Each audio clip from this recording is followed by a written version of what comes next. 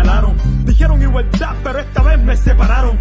Dijeron mucho, pero no se olvidaron de callarse. Cuánto odio por mi piel sembraron. Dijeron historia y la tergiversaron. Dijeron guerra, muerte, odio y nos culparon. Siempre. Enfermedades, epidemias nos contagiaron. Exterminación de mi fauna complace a tus mercados. Dijeron riqueza y todos se lo robaron. Oro, platino, diamante, a la fuerza se lo llevaron. Y la actualidad es tan triste que todo aquello que dijeron es lo mismo que hoy se dice más. ¿Quién dice, quién explota, quién se beneficia? El asesino, el mismo que da las noticias. Hay una cuenta fácil que siempre me da las grandes riquezas, de dónde vienen y hacia dónde van. Independiente como los Mao Mao, concluyente como los Mao Mao, como los Mao Mao, como los Mao Mao. Somos resistentes como los Mao Mao, independiente como los Mao Mao, concluyente como los Mao Mao, como los Mao Mao, como los Mao Mao. Somos resistentes como los Mao Mao. Nati Dre es afroresistencia, cultura ancestral, afrodescendencia, solidaridad. Esa es la esencia, la diáspora africana eleva la conciencia, conciencia negra, universal, progresista y transcultural. Negros y mestizos revolucionando, pueblos caribeños y africanos en un solo bando. No más explotación, colonialismo interno, no más confusión, supremacía blanca en el Babilón. Soy rojo, negro y verde, afroliberación. Mientras más negro, más represión. Somos creadores, recupera tu visión. Mi misión es educar con amor, contra el silencio, vivo sin temor. Independiente como los Mao Mao, concluyente como los Mao Mao, como los Mao Mao, como los Mao Mao. Somos resistentes como los Mao Mao, independiente como los Mao Mao, concluyente como los Mao Mao, como los Mao Mao, como los Mao Mao. Somos resistentes como los Mao Mao.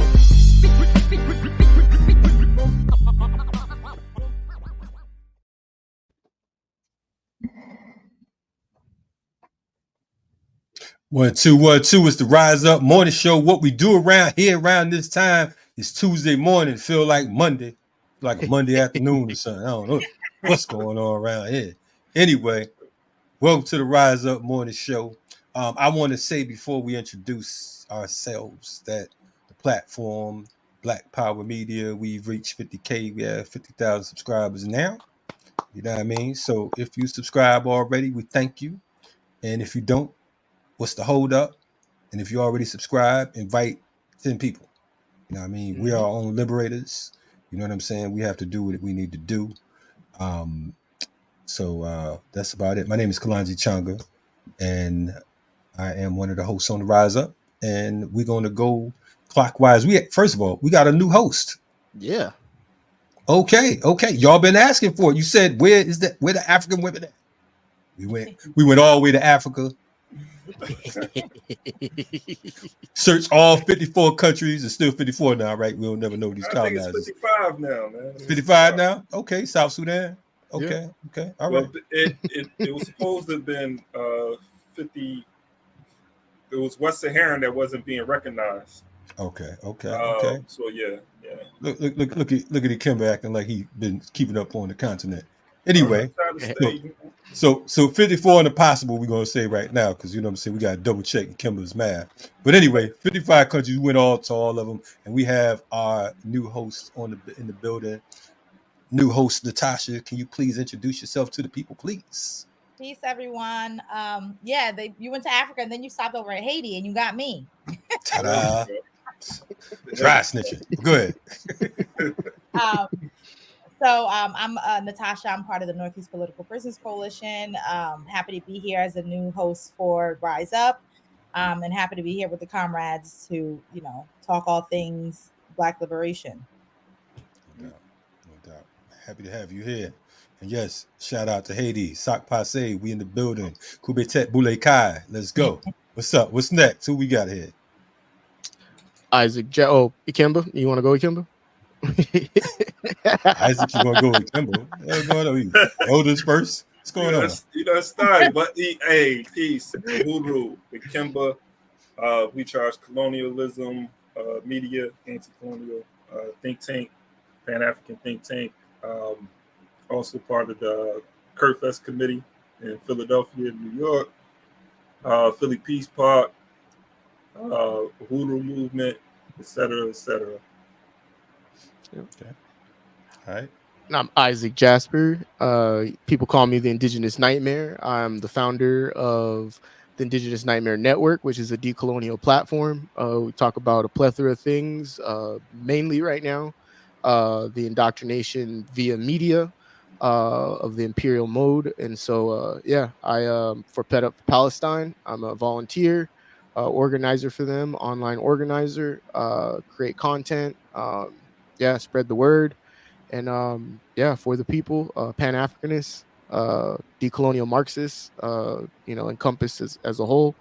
A co-host of the Rise Up Morning Show. So again, thank you guys for 50K, by the way, everybody. That's pretty dope to see. Pretty dope to be a part of. No doubt. I just want to point out real quick. Ikemba and Isaac been on here the last 3 weeks since the start. They still introducing they reading their whole bio. They already know who you are. I just said say your name, man. We asked Natacha for her bio. Everybody don't know though. Yeah, We get I'm new viewers Ikemba. every day. My name is Ikemba. I'm a Scorpio. I was born on a Thursday. And Isaac, like I like eating Fruit Loops. You know what I'm saying? Hey, Talk but about that.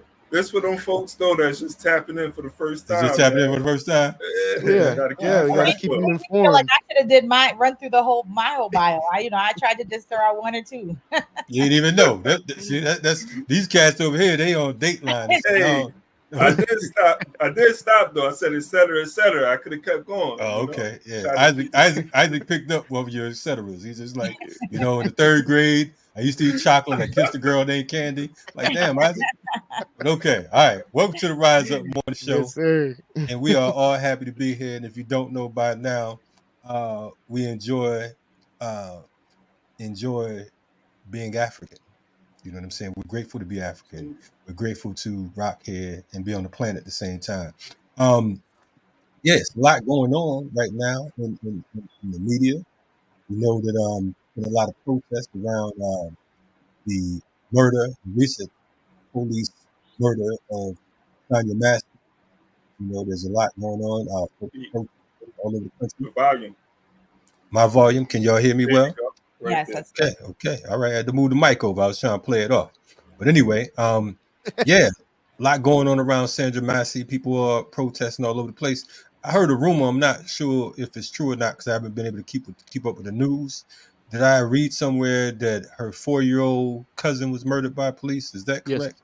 Yes. I read that somewhere too. Weeks, literally about I want to say like weeks before she was murdered. So yeah.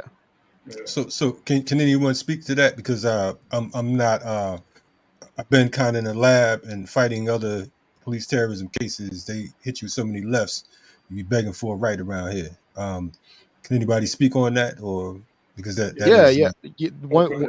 I think one thing that a couple things have came out in the midst of all this. So first, I just want to acknowledge Kalonji's work that he's been doing on Black Power Media. Via Leonard Peltier. We just spoke to Mamiya Abu Jamal's doctor, Dr. Alvarez.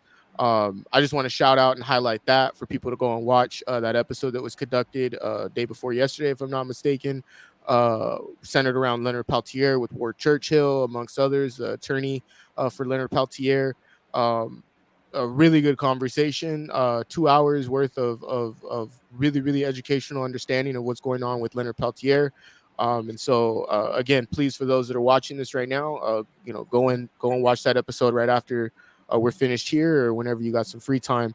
In the midst of the Sonia Massie situation, we have been able to, and I say we, meaning the people, because mainstream media hasn't even covered this yet. So these are little individuals that are on TikTok, that are on Twitter, that are doing the fucking work to make sure that the true story gets put out there. The individual that shot her, one of the stories that came out, he was moved around 16 times in the last year and a half, 2 years. Moved to different precincts, different areas of the force, different sheriff's departments and whatnot. In the midst of all that, had been accused of abuse and whatnot, abuse of firearm, abuse of just impeding on people's rights and whatnot, as they normally do, these pigs. But the second thing that to come out was the fact that she is her family, that Sonia Massie is the second victim for her family in regards to this police department. And it's a primal example to show you as to why cop cities need to be addressed, why we need to stand against cop cities, because again, ultimately what we're doing is we're giving these individuals free playgrounds, free campuses for them to learn Israeli tactics, the same tactics that are used in the West Bank against Palestinians, the same tactics that again were used when they deployed soldiers to Haiti and whatnot. Same tactics are being taught all across the globe. And so all this is another example as to why police forces need to be eradicated as a whole, and we need to move away from that narrative that police uphold and protect communities. When they don't, they uphold and protect the values of the state, which is to infringe unlawful tactics against our communities. That's their whole sole purpose. So the Sonia Massie situation, that was like, as of late, that's the latest news to come out, is that she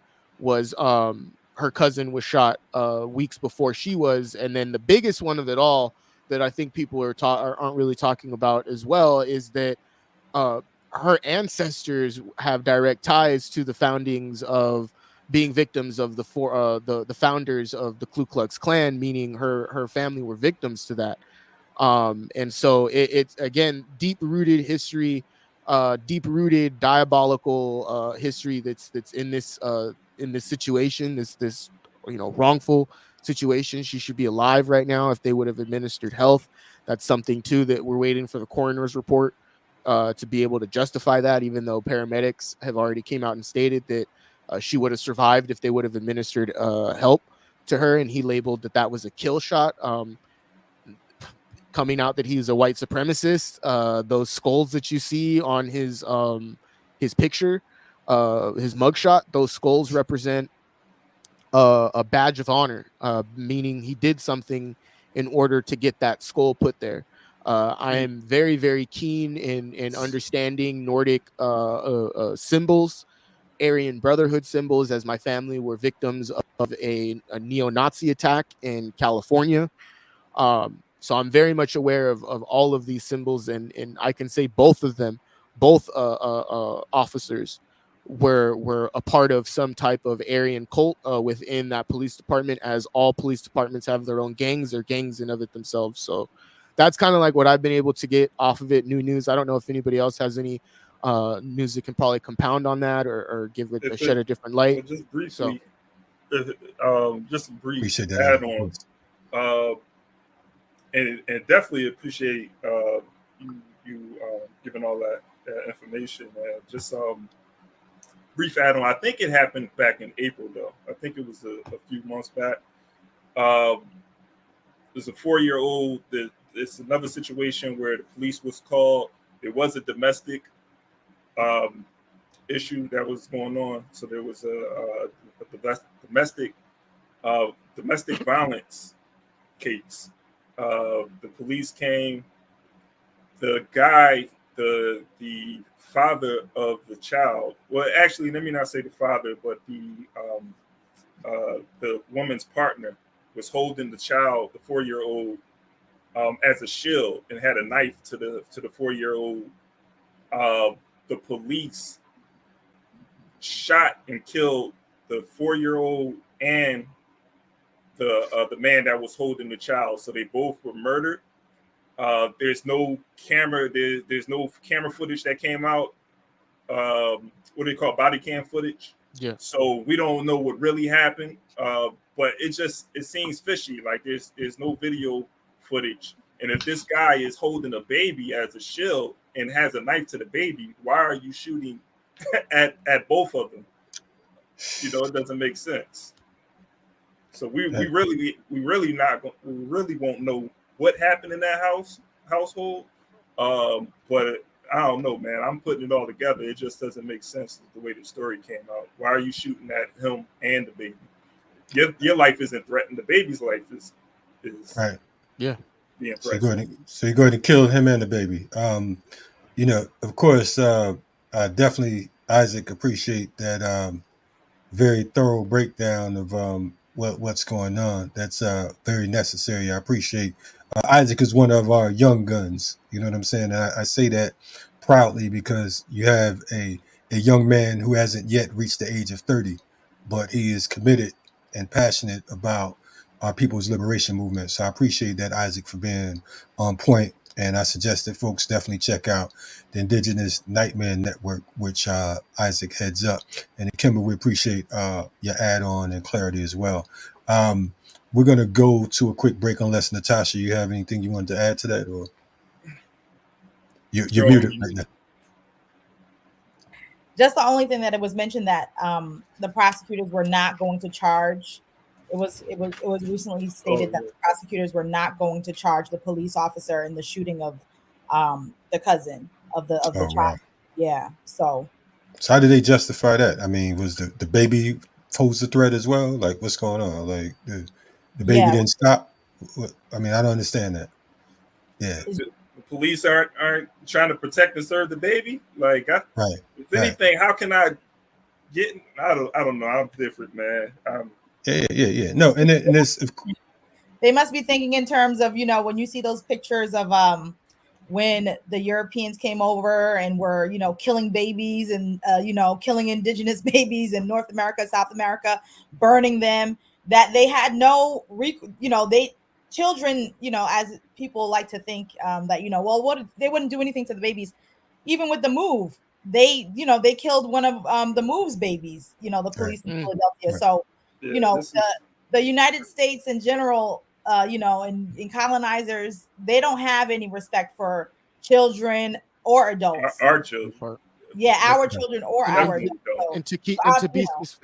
And to be specific, they don't have any love, compassion, understanding, acknowledgement for African and indigenous babies. We look what's going on in Palestine right now. Whole multiple videos of different babies that are headless. Yeah, let that sink in for the viewers right now that are headless. While we have Israeli occupation, Zionists lying that Hamas, beheaded babies, when all the while they have no proof to show that because it didn't happen and it already was debunked by their own government that those were lies. But now we have actual Palestinian babies that are being blown up. A school that was blown up in East Gaza. No doubt. That shit is wild. That shit is wild. No, I was going to say this before, but I'm a civilian. This is a police officer. If I see someone with a knife to a baby, well, they have to be African first, European babies. But say the white babies I'm gonna jump in there to try to save that baby's life. We're talking about someone who's a police officer, sworn to protect and serve. I'm sorry. Hey, for my Europeans, man, but Ikemba's disclaimer. He said, "I'm gonna see if they're African first." Anyway, we gotta save ourselves. I ain't gonna be reading no newspaper article about me losing my life for. That'll be terrible. Yeah, because I walk by your casket and be like, "Look at him, still sleeping." Anyway, check it out. Rise Up Morning Show. We're gonna be right back at you after this Black Power break, and Ikemba finish saving white babies. We'll be back.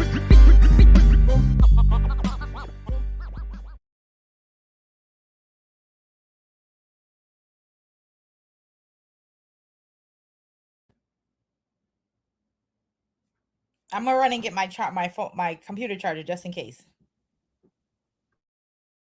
Europe has fought more fratricidal wars than any other continent or all the continents put together. Europe still speaks of European continental unity. Of course, Africa will unify before Europe, but that's not the point of discussion here this evening.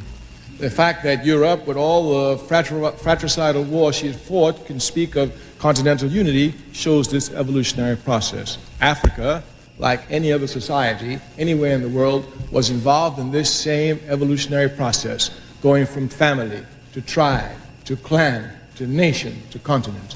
This evolutionary process was interrupted by European imperialism. It came in two forms: slavery and colonialism. First, they took over 300 million, the strongest, out of Africa, and then they divided Africa at the Berlin Conference. So you can see that Africa herself was moving on this evolutionary process. This evolutionary process, which would lead to continental unity, and Africa will still be the first continent unified, was interrupted by European capitalism.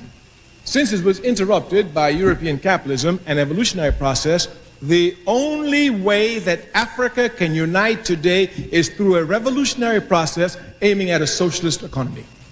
If capitalism destroyed us, it doesn't make sense to use capitalism to continue with it. We must use the antithesis of capitalism, which of course is socialism.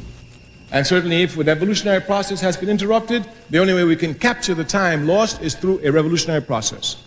We state these facts only to let you know that those of us who are revolutionary, Pan-Africanists, is not because we love revolution. It is historically determined, and we have no alternative but to follow history and to use history for the benefit of our people. So this then is the general outlines of Pan-Africanism. So you must not think that Africanism just began. Had Africa been left untrampled by European imperialism, we would have a long time achieved continental unity. Secondly, Pan-Africanism must be seen as a movement, a mass movement. And this mass movement must be properly understood. Africa, of course, because of racism, is belittled everywhere. And many people do not see Africa's constant, underline the word constant, contributions to world civilization. Since the 1940s, Africa has given, even before the 1940s, actually, we can go back to the Honorable Marcus Garvey, Africa has given to world political movements a mass character. Africans revolt in masses, never as a vanguard party. If you look at the independence struggle in Africa, it was nothing less than mass. If you look at the struggle in the Caribbean for independence, it was nothing less than mass. And even in the United States of America, the only movement they call a mass movement is our movement. Therefore, this mass character must be properly understood. Pan-Africanism has this mass character. Africans have this mass character in responding. And our responsibility is to bring this mass character together, make it precise so that it can direct its blows at the enemy, hitting him until we knock him down. Therefore, the task of Pan-Africanism is to gather the masses of our people together in the same organization, irrespective of where they find themselves, be it in Europe, be it in the United States, be it in the Caribbean, or be it in Africa. This is the first aspect, then we must understand. Pan-Africanism found its organizational expressions in 1900. Here, a Pan-African conference, here the word conference, was organized by Africans from all over the world. They came together deciding that something must be done for Africa. One of the leading organizers of this conference was a man by the name of Henry Sylvester Williams, born in Trinidad, a man whom you should do some history on, a very, very great man. Dr. W.E.B. Du Bois attended the conference, but he was not one of the leaders in 1900. By 1917, 1918, the idea of a necessity for a Pan-African Congress, not conference, Congress, was to be called. But most of the people who did the conference were dead. Henry Sylvester Williams was dead. A lot of them were dead. Du Bois was about the only one who was alive. Du Bois recognized he had a historic responsibility to continue the work of Pan-Africanism, so he called the first Pan-African Congress. Make a clear distinction. The first one in 1900 was a conference. Du Bois, being intelligent, understanding that a conference is limited and a Congress has more elasticity and can go longer, called it a Pan-African Congress. From the 1990s up until 1945, we could say seriously, Dr. W.E.B. Du Bois just about single-handedly kept the flame of Pan-Africanism alive. One thing must also be underlined to you. Pan-Africanism was brought into being in its organized form by the Africans outside of Africa. This was done only because of the oppression of Africa.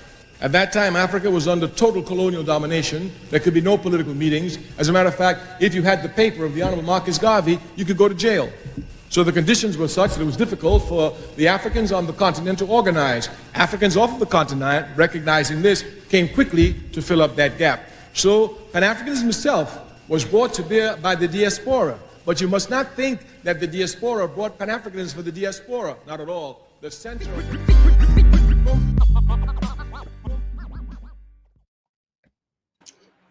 Man, we already know that is none other than KWAME TURE. You know, we've been playing a lot of KWAME TUREs on the break because his teachings are necessary. And I think that, you know, KWAME TURE and Stokely Carmichael, because there's a difference in in the teachings, there's the evolution, so on and so forth.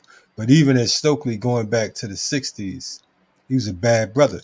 You know what I'm saying? And what we see right now, part of the reason we play these clips in between our breaks and we're not, just playing music or anything else is because we want to emphasize and fortify this political education aspect.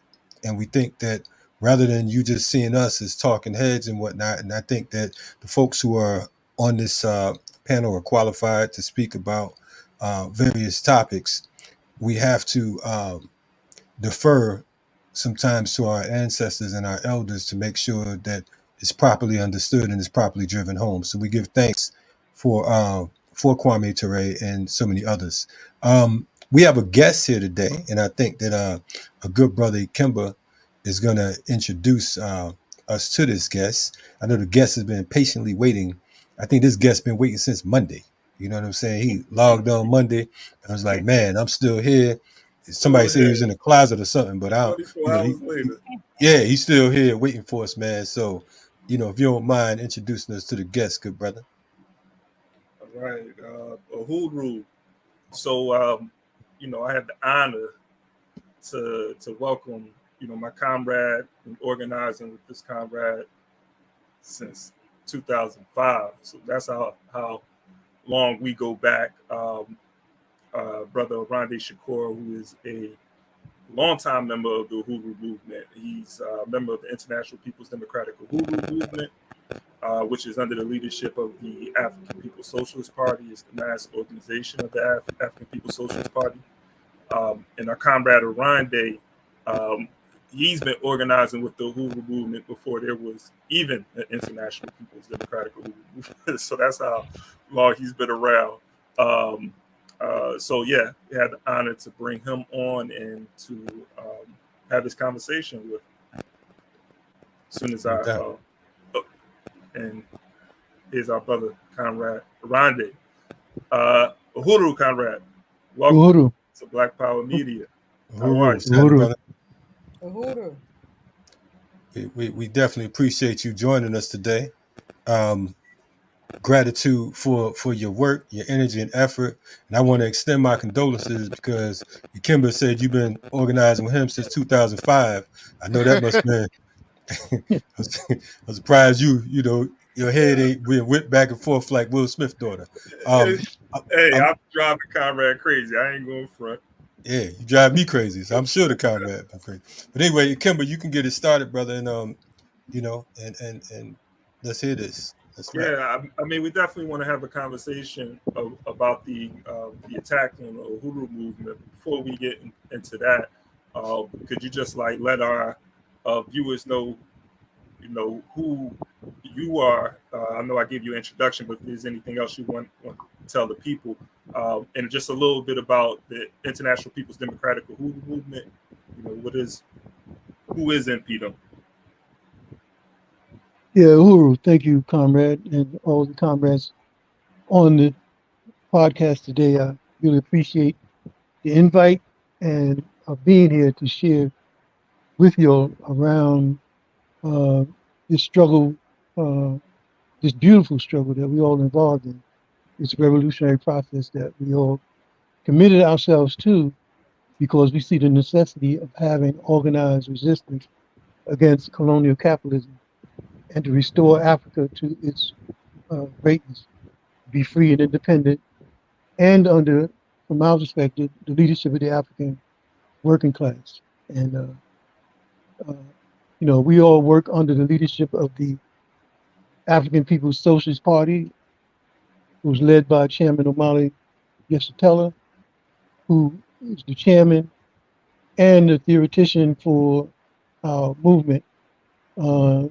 We practice what we call African internationalism, where we recognize that all the issues we have as a people started with the colonial invasion of our continent, and we recognize that if our issue started in Africa, it has to be ended in Africa by African people.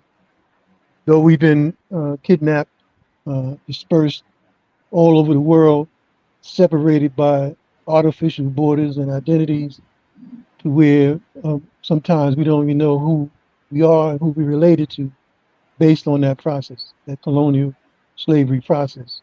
And you know, and it's a monumental task to get that unity that we need in order to make this struggle. And you know, we are really appreciative having an organization and the leadership of the party and chairman who's been at this for over 60 years to rebuild and strengthen the Black Liberation Movement that uh, didn't start in the 60s, but it was really prominent in the 60s, where and suffered a military defeat by the colonial state. Because before that, we had defeated the colonial state ideologically, where Africans all over the world recognized that we were in a struggle for freedom and independence, and that we have to build for Black power. And that was the uh, slogan that raised up and galvanized and inspired African people all over the world. And of course, anytime the colonized and enslaved make moves towards anything that reaps of independence and freedom, self-determination, and control over our own lives, then of course the colonizers is in fear. In fact, their whole system is based on fear, and that's why they're armed to the teeth.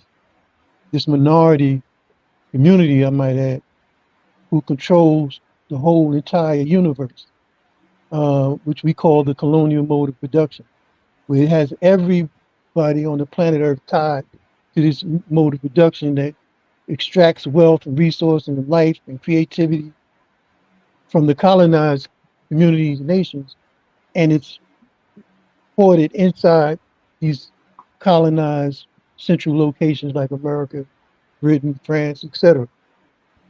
And the whole job of the state is to keep colonized people disunited, fragmented, impoverished, and dependent on the colonial state for any substances about life and the hope of gaining some kind of relief.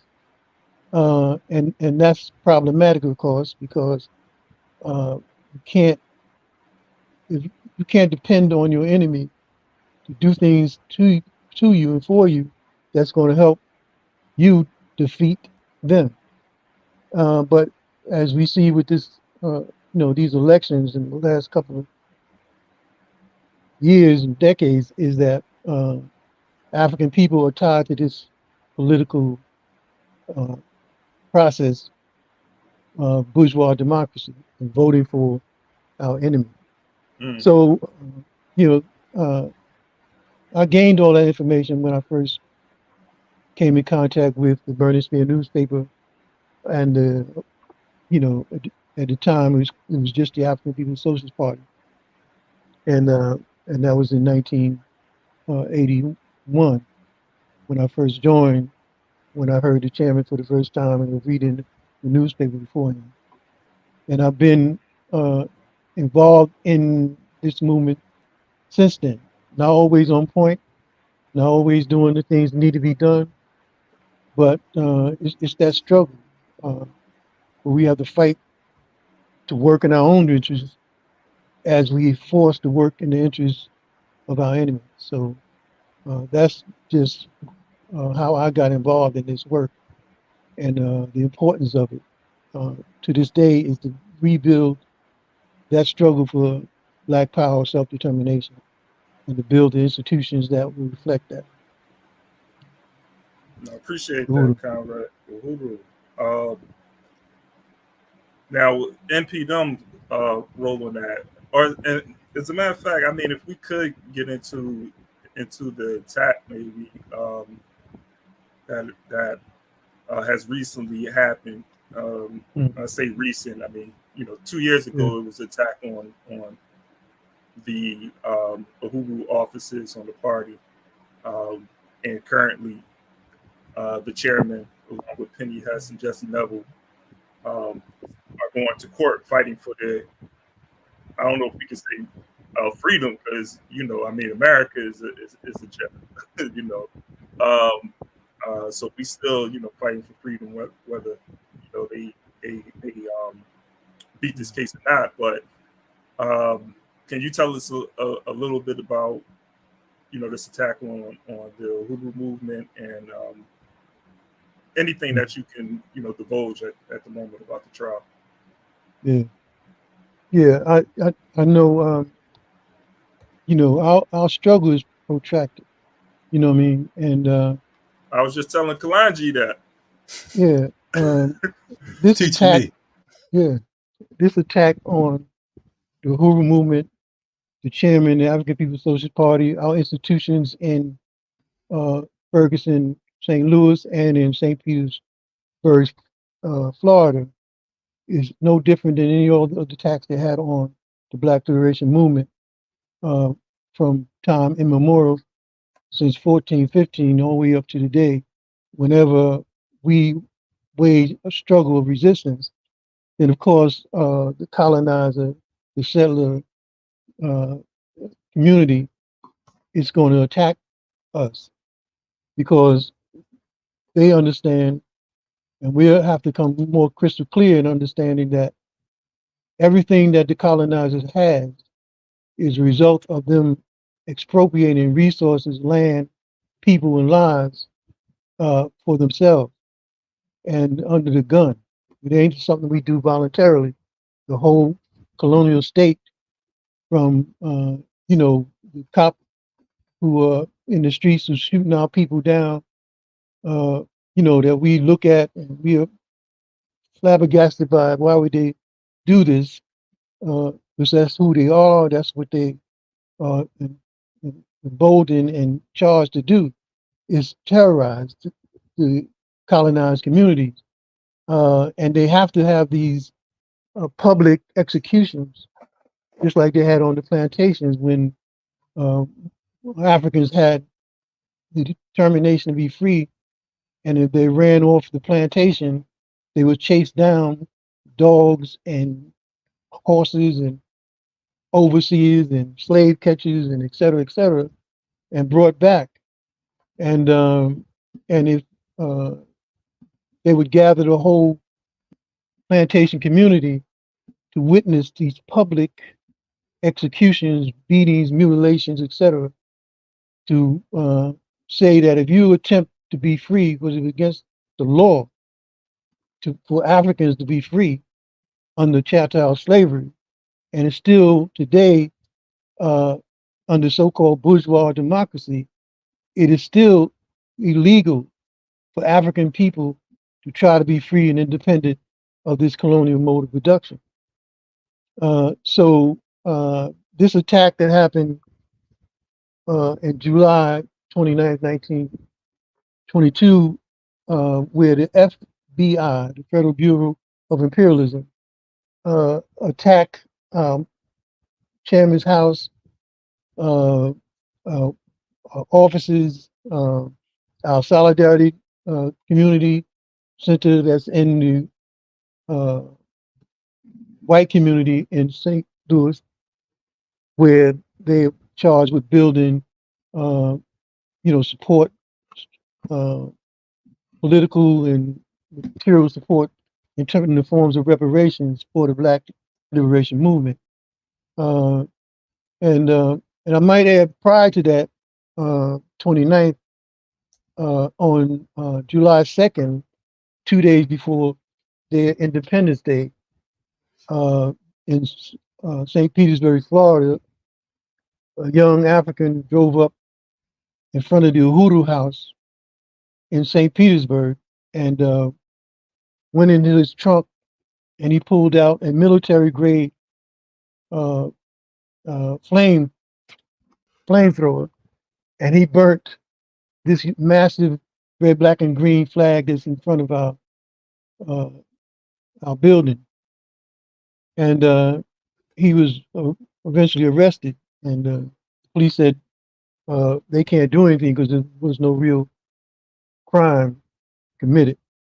And that was just a shot across the bow on the second. And they wanted to see what the response of the community was going to be. And they felt that, okay, because the last time in 1996 in the Battle of St. Pete, when the police attacked that same building, the whole community rose up, shot down the police helicopter. These young Africans put on these bandanas and they went at it, blow for blow with the police, gun for gun with the police, and chased them out of the community and shot down a helicopter. And to the point that the city declared the Hoover House as an embassy, and it couldn't be penetrated without, some authority. So there's a history to these attacks, even, on this movement. And the reason that that attack happened on July 29th is because the work we do is not just in terms of political education, but it's building independent institutions. We call competing and contending institutions that is in the hands of the African working class, that says that we can develop for ourselves more and better than what the colonizer has or hasn't developed for us. And one example is that we built a $180,000 basketball court in Ferguson, where the Africans was in the street playing basketball in traffic. And of course, the government knew that, the black elected officials knew that, but there's never resources to address the real needs of our community. And we built a eco kitchen for Africans who've been incarcerated to come home to learn culinary arts and to learn how to open businesses for themselves in our own community. And at farmers markets, we built so that we can build and grow our own food. So those are the kind of programs that the Huru movement, reflecting on the Marcus Garvey and others who built these independent institutions, like all the communities that Africans built right after slavery, like Rosewood and Greenwood, and there's hundreds of others across the country that eventually all of them were attacked and destroyed to where we don't even know they existed. And they built highways and parks. Central Park was built on Seneca Village, which was an African village in Manhattan. And then there was Weeksville in Brooklyn. Today they call it Bed-Stuy, but it was Weeksville, with a brother named James Weeks purchased that property to build a purposeful, independent, self-sufficient African community, which now is being gentrified, and the history of that is being erased, etc. So that attack is based on the idea that the state said that the Black Power movement via the FBI would be destroyed by 1972, and by all intents and purposes, that's what happened. And in that same year, that's when the chairman built with other organizations the African People's Socialist Party, and have been basically under the radar all these years doing this work, this magnificent work.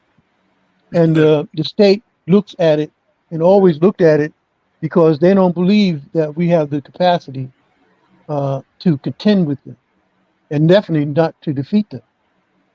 But somehow, they got wind of what we were doing, not just here in America, but of course on the continent, in Europe, in Germany, etc. This African internationalist led program and organizations were taking root. And sometimes, like brother wrote this book about, we are more than what we seem. And even as we struggle, just to get uh, uh, this program off the ground, and people may look at it and say, in a negative way, but that's struggle.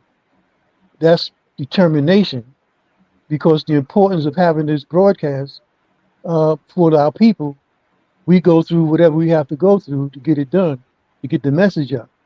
And that's what the party is about, in terms of having an organization that's steeled and struggled for over 60 years, and incorporates the whole mass of our struggle from the history of our struggle for 1415, when the Portuguese first stepped foot on our continent. And all that is deposited in what we call the theory of African internationalism. Garvey, Malcolm, Nkrumah,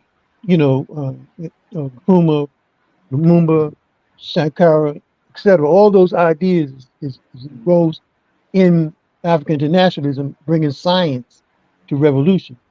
It's just not a theory, but it's based on social, political, and economic science, and the class struggle.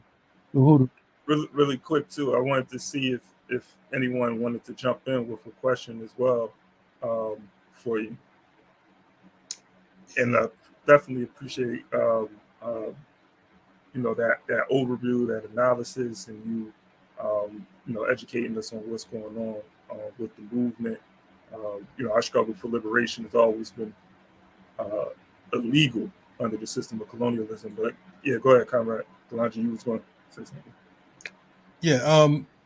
First of all, again, Comrade Oronde, definitely appreciate you coming on to join us. This being the 2-year anniversary of that particular FBI raid on the homes and offices of the organization in St. Petersburg and St. Louis. I wanted to ask you, for clarity, for folks who are just tapping in and may not be familiar with what's going on, what led to this, and what are the quote unquote accusations? What is the government saying, and what is it? How do you all view what took place or what's taking place? Yeah, hold on. The bogus charges that the state is lodging against Chairman Penny Hess and Jesse Neville is that they are unregistered agents of a foreign government. In other words, they're spies for the Russians.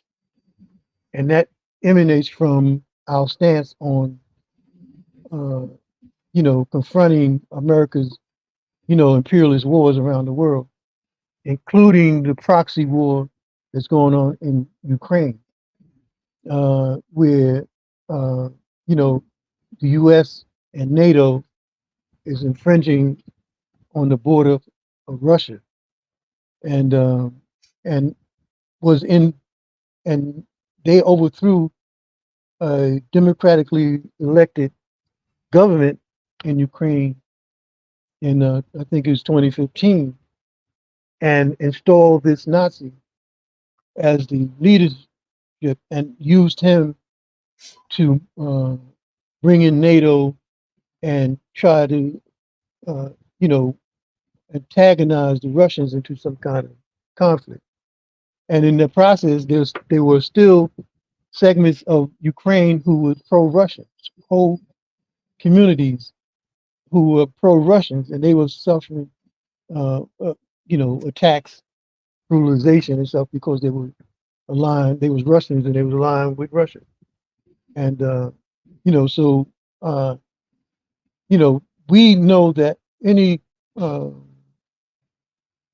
military action by the U.S. government against any people anywhere on the planet is not in our interest. To support that and be part of that, which we have been forced to do in the past, myself included, during the Vietnam colonization process. And we find ourselves in this predicament of fighting for our enemy against people who should be our friends. So they claim that. And the other thing is that we ran candidates in St. Louis and in Florida on a reparations platform. And they said that was creating dissension inside the U.S. population because we ran these candidates and we were told to do that by the Russians. And that's the pretense for them attacking us, saying that that means that they see us not having our own agency to understand once that we are oppressed and who our oppressors are and what we have to do to be uncolonized, to decolonize ourselves. And that word colonization and Black power is raises fear in the colonizers' population and in their state, and they will react anytime African and other colonized people take this independent road towards self-determination. Right on. Natacha, you had a question? Yeah, I did. Thank you again, brother, for laying out all of this important information. I did want to add, I have two questions, so I guess I'll start with the first one. If maybe you could tell us a little bit about the legal battle that has begun. How long does it seem that it will take place, as well as is there some place where there people can watch what's going on and support in some kind of way? I know, like, sometimes you have packed the courts and some of these other things when these legal battles are going on. Yeah, Huru. Any information around the trial and the actions, like right now we in this process of what we calling the Freedom Summer, which was based on the we call it the Long Hot Summer. It was based on African resistance that took place basically in the Los Angeles rebellions in '65.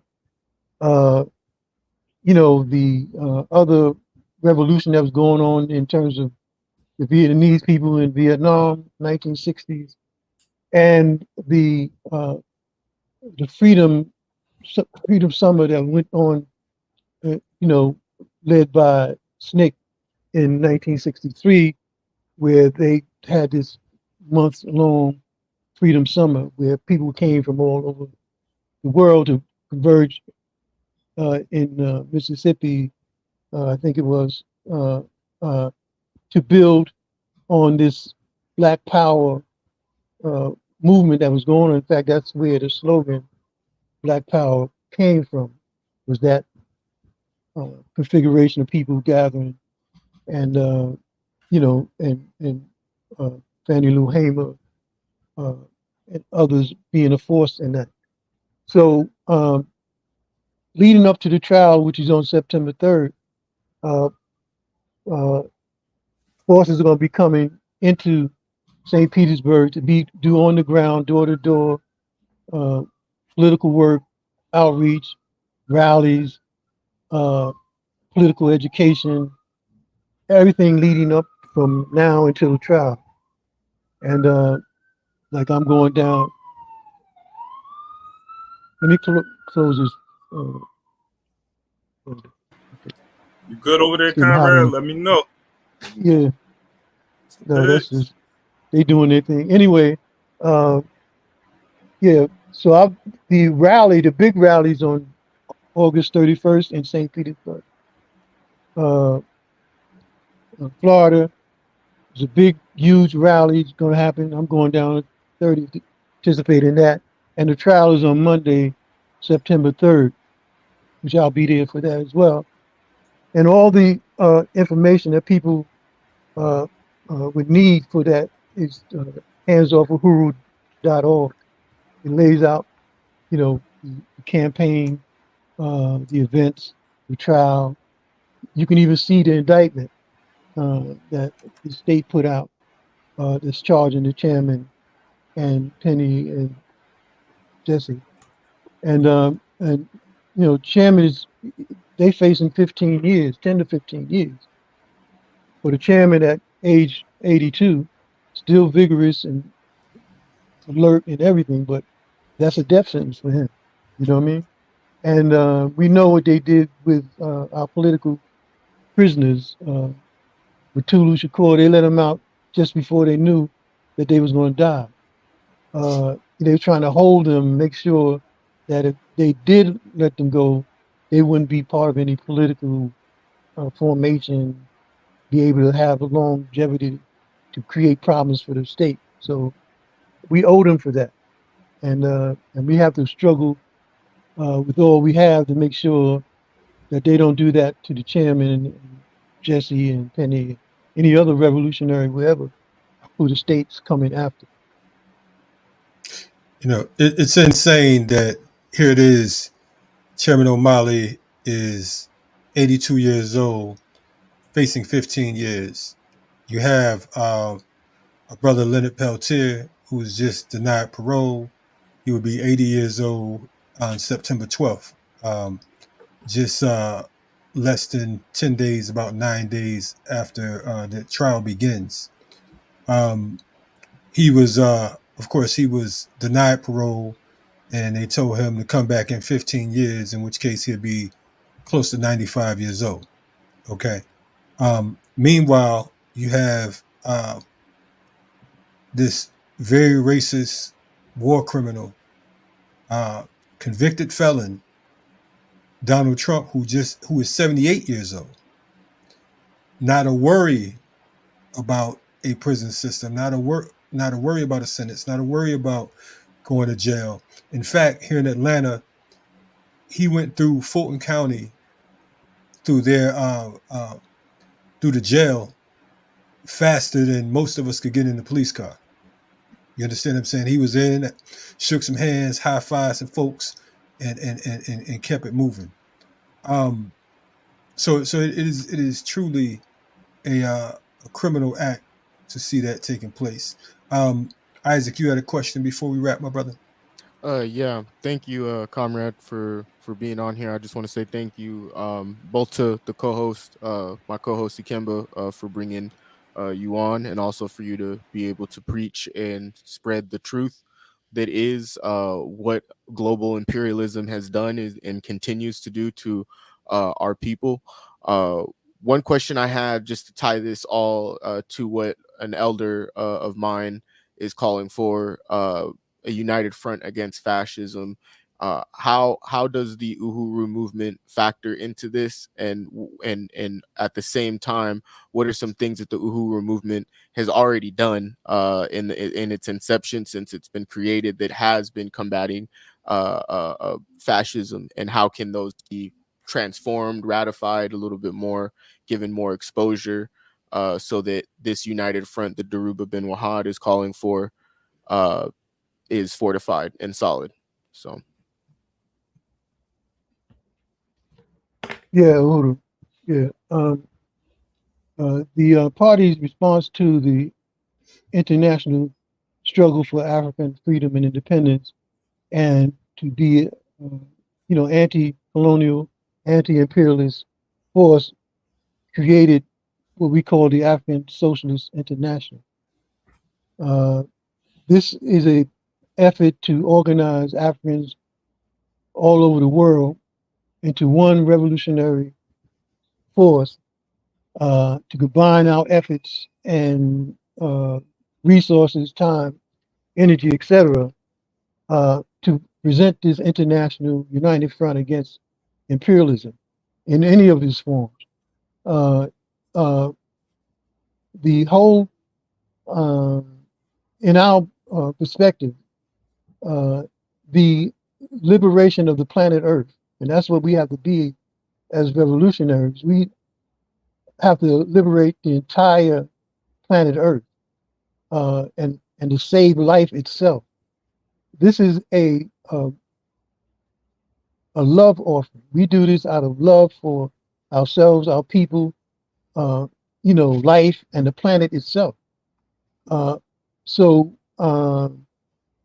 And we have to do this in a organized, scientific, unified effort, and to organize all of our people who have been dispersed during chattel slavery, and build this worker-centered entity, African Socialist International. Because, like Kwame said, you can't use capitalism to solve the problems of capitalism and colonialism. You have to have socialism, and we have to win our people to that understanding, because the capitalists and the colonists have trained our brains to think that socialism is something that's bad and capitalism is good. And unfortunately, based on their control of the mass media, they win a lot of people to be anti-socialists in their, thinking. And we have to break that, because there's a system called capitalism that's based on, a thing of capital. It's built on capital things, and a system that's built on social, community, unity, saving the planet, saving life. There's no comparison between the two forms of government. And unfortunately, because they have money and guns, which is the only two things they really have, they can buy people off, or they can try to jail people or assassinate people. And that's getting old, because just like the Vietnamese people said, Ho Chi Minh said that there's nothing more precious than freedom and independence. You know what I mean? Without that, you're a slave. You know what I mean? If you don't have your independence, you don't have your freedom, you're a slave to those who have power, who extract the power from you and use it against you. And that's our, situation. And again, Malcolm said, you can't. We want peace and prosperity, but Malcolm said you can't separate peace from freedom, because no one can be at peace unless he has freedom. And you can't have freedom without the power of self-determination. That's just something that we added on to. And we can't have self-determination without an independent nation. So that's what we're trying to do, is to liberate, unify Africa. That's our major goal. And to use those resources for the elevation and liberation of all the people on the planet Earth, rather than those resources being used to enslave everybody on the planet Earth and to destroy the Earth and life itself. So this is not something that we can, just let go by and act like it's not happening.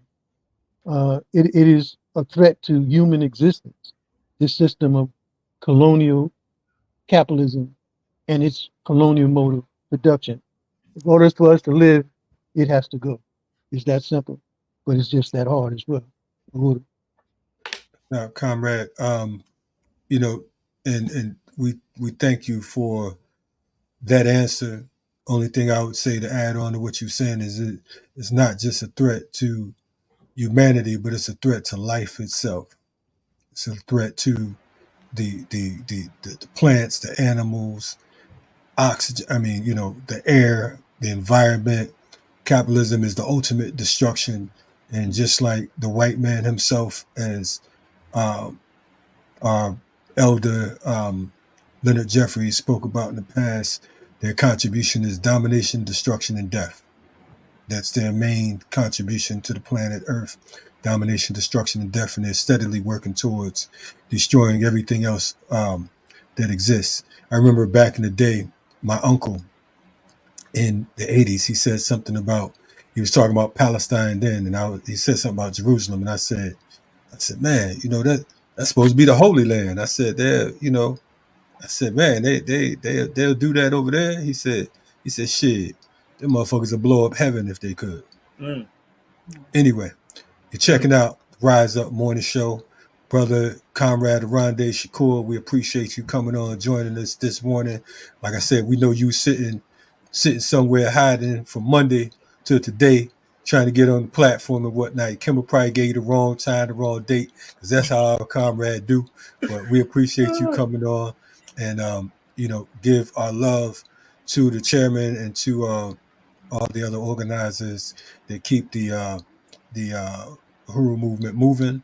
And, we're looking forward to bringing him on. There's been a rumor that he's been coming on for about 5 years now, and the show's only a few weeks old. But but hopefully that'll happen in the next coming weeks. For sure. Yeah, we're going to get him on it, no doubt. You co-signing now, Oronde, right? So yes, yeah. Okay, now. Behind the scenes work. I guess Appreciate you, comrade. Kimber will be in the closet with me. I don't want to Dame Dash to say pause, but anyway, I'll just mess y'all, man. We're gonna be right back. This is Rise Up Morning Show, and you checking this out. Stay tuned. Black Power Media. Black Power Media.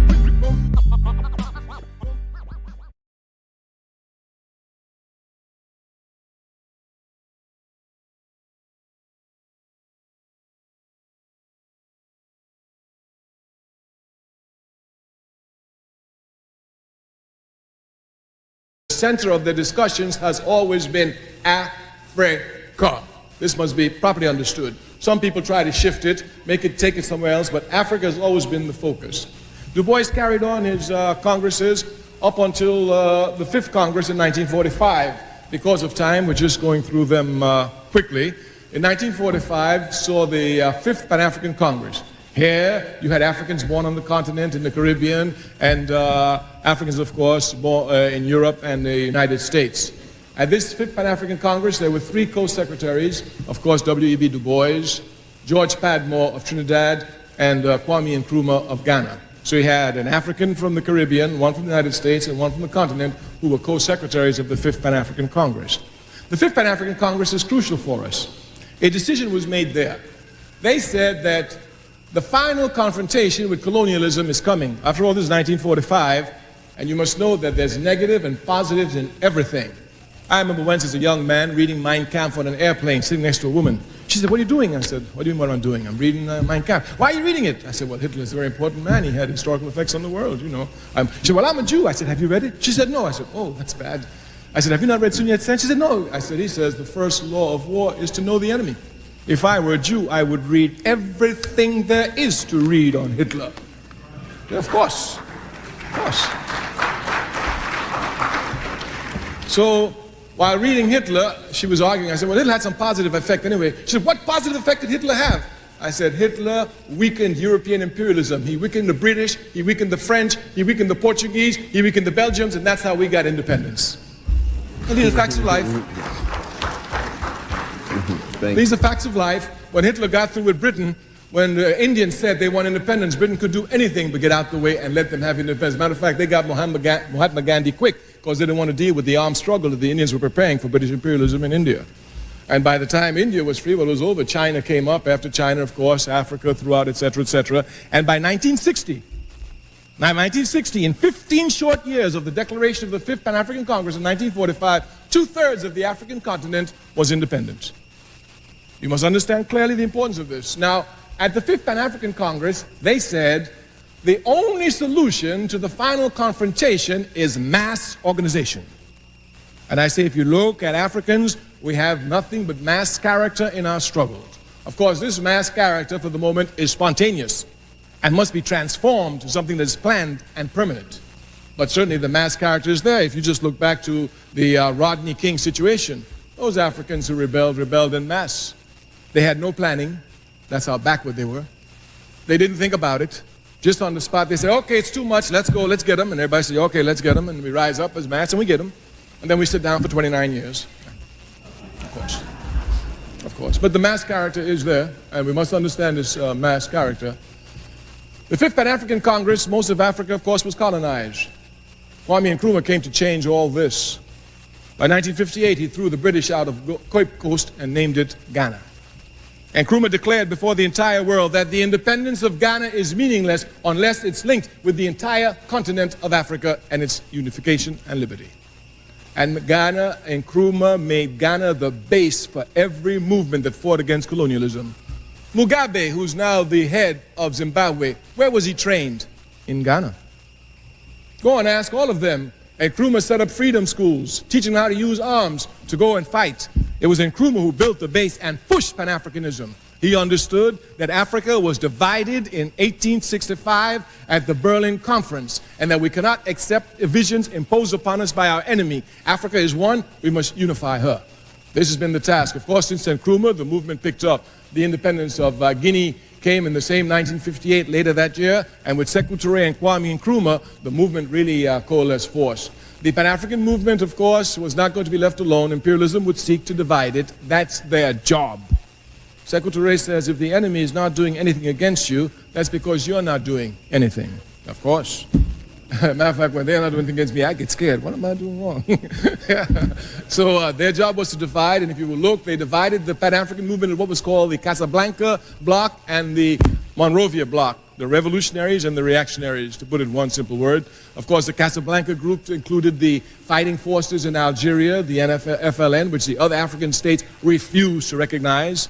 Of course, Nasser had to be in it. Of course, Nkrumah. Of course, Sekou Touré, Tunisia, and of course, Mohammed V in Morocco, who had just waged serious war to get independence away from the French.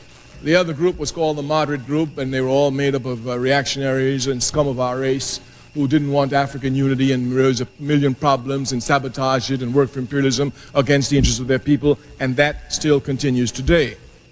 I always say one of the weaknesses of the African Revolution is that we are the only people who allow our enemies to strut with impunity amongst us. It's only because of our weakness. It's only because of our weakness.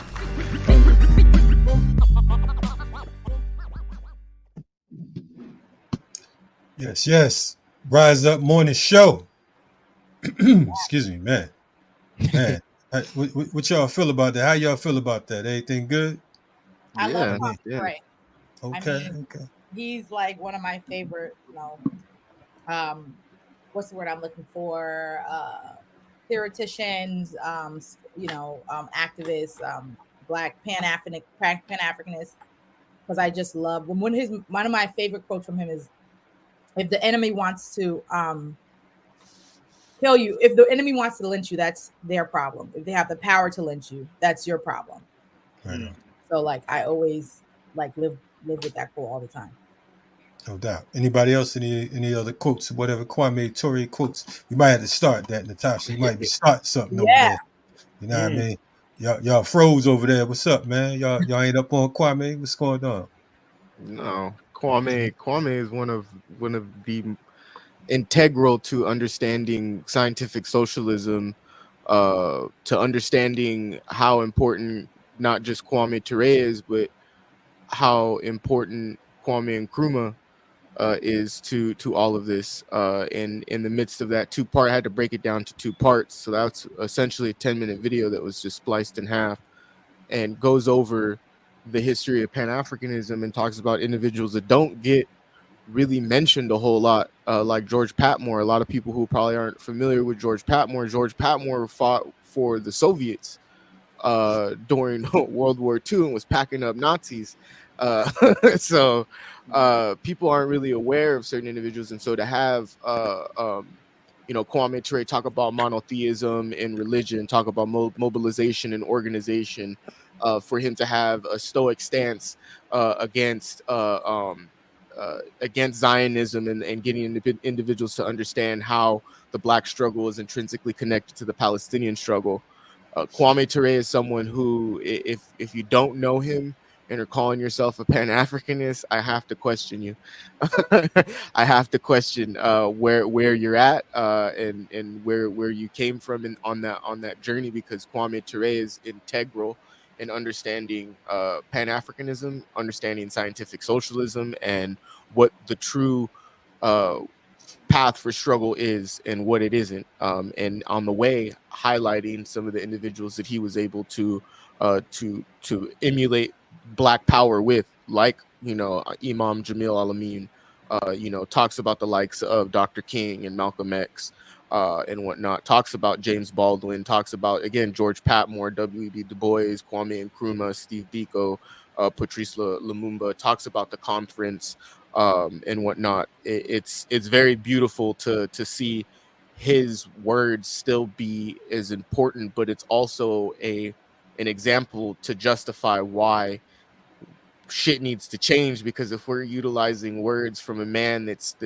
long and gone, may his soul rest in peace, that goes to show you that we haven't addressed the primary contradictions of settler colonialism in this occupation. We haven't even primary identified this what we call the United States as an occupation. We're not even there yet. We classify it as states that work together when they don't work in reciprocity with each other. They have their own municipal government systems that work to counteract whatever they don't want and what they do want. So Kwame Ture is integral. So very integral. No doubt, no doubt. Ikemba, you got anything, or you?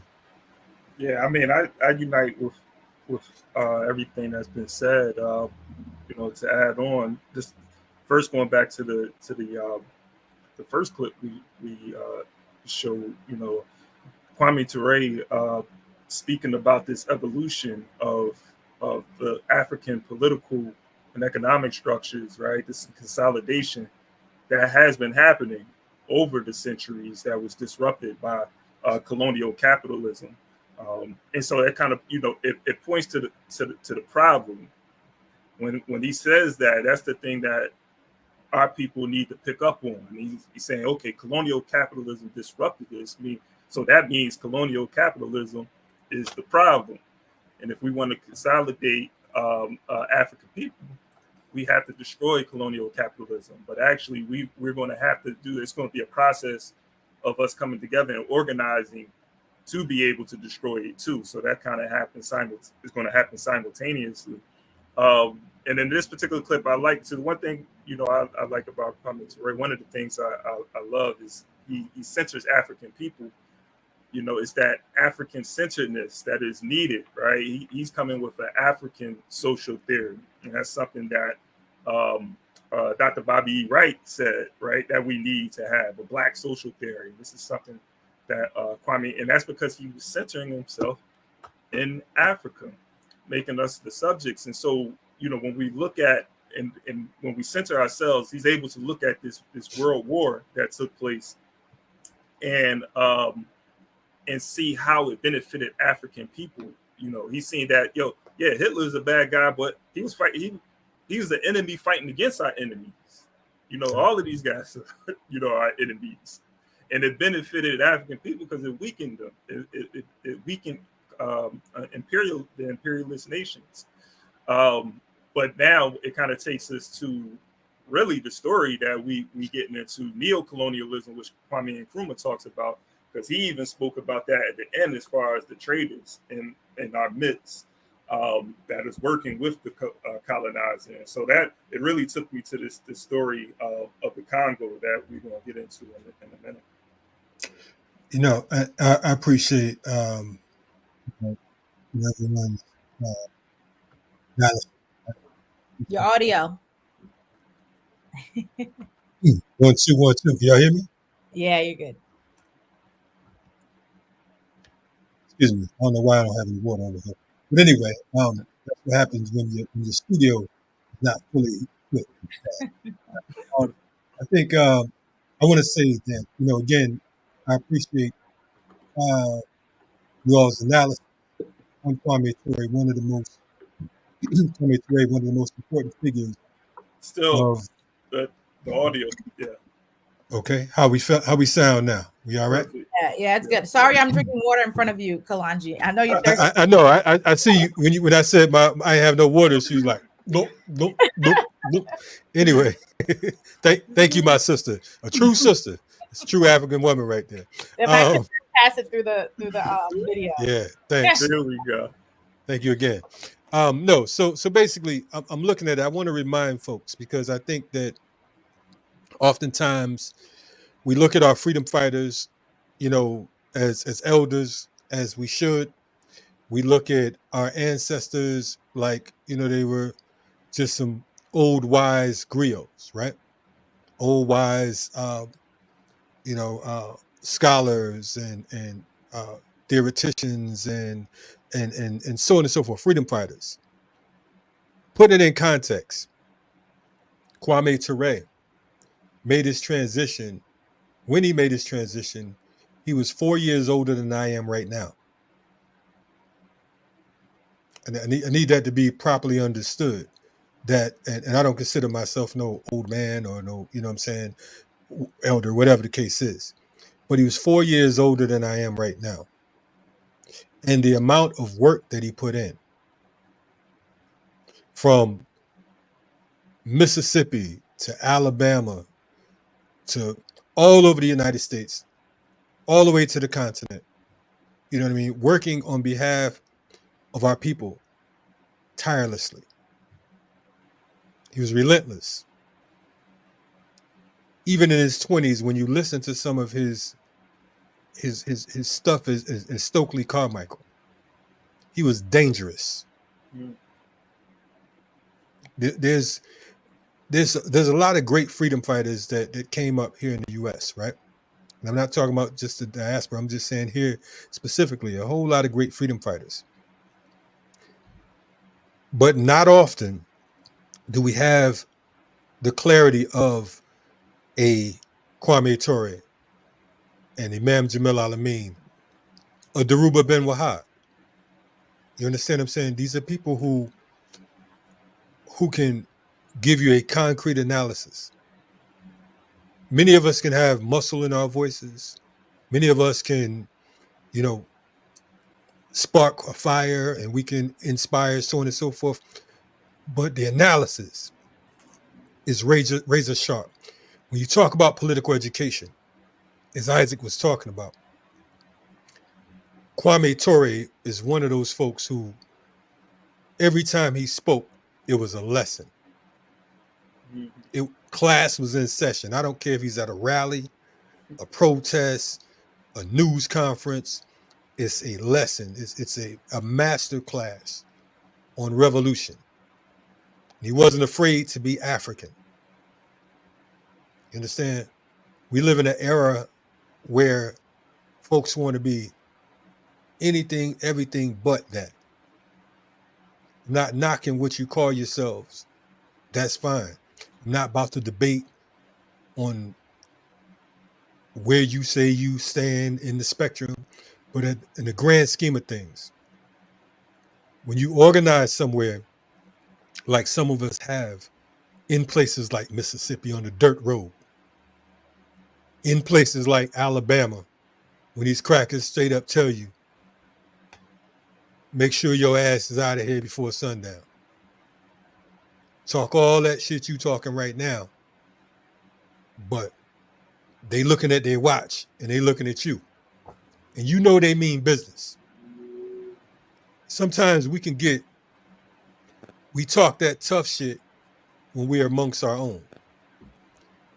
Yes, we're in the belly, but when you're in situations where you have to drive 30, 40, 50 miles or more before you get to any form of civilization, that's a different type of organization.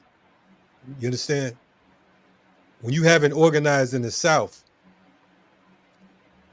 you'll rethink your organization skills and levels when you touch down on some of that dirt road. When you can see those trees and what Nina was talking about, the blood on the leaves and the blood on the root. This isn't a set trip session, what I'm talking about, but this is what folks like Kwame Ture did. That's why I admire individuals like him, the Fannie Lou Hamers, Martin Luther King. Because for you to stand and say you're going to be nonviolent when these crackers ain't got nothing but bloodthirst for your black ass, you're a special kind of individual. And of course, Kwame Ture and folks like Mukasa Dada, Willie Ricks, and H. Rap Brown and folks like that, they organized alongside the Dr. Kings. They weren't preaching nonviolence, but they were there. So it's easy to criticize because nowadays organization is stuck between a podium and a social media post. It's between a bullhorn and TikTok. That's what organization looks like to some people. Now I can't tell you what level to get in, and I'm not here to knock or judge how you getting down. But in the real world, it goes deeper than this microphone. And that's what brothers and sisters like Kwame Ture and others proved to us. And to this day, we're on this screen. Many of us weren't around when he was around. But right now, he's like one of the greatest rappers that we came across. He's a cultural icon. So I say salute to Kwame Ture, a brother who, again, for all practical purposes, if you thinking about revolution and you ain't thinking about Kwame Ture, then you ain't thinking at all. So I just wanted to say that. I just kind of got, I kind of got in the zone because I'm realizing, I'm recognizing and remembering that he was a fairly young man. You understand what I'm saying? He put that work in more than most of the people that we know. You know what I mean? So I just wanted to add on to that. My apology for going on Soapbox Central. I shade.